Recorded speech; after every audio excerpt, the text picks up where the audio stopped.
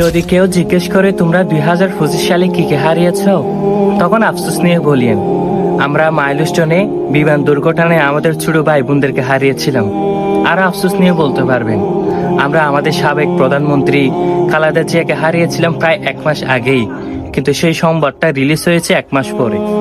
আরো আফসোস নিয়ে বলতে পারবেন আমরা শেখ হাসিনার মৃত্যুদণ্ডের রায় শুনে অনেক খুশি হয়েছিলাম, অনেক হেসেছিলাম, আবার সেই হাসি আমরা নিজেরাই গিলে ফেলেছিলাম, কারণ সেই হত্যাদণ্ডের সেই মৃত্যুদণ্ডের রায় এখনো কার্যকর হয়নি।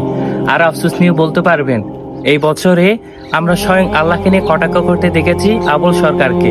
সে আবুল সরকারকে মৃত্যুদণ্ড দিবে তো দূরের কথা, বরং জেলখানায় ঢুকানো হয়েছিল যে জনগণ থেকে মুক্তির জন্য।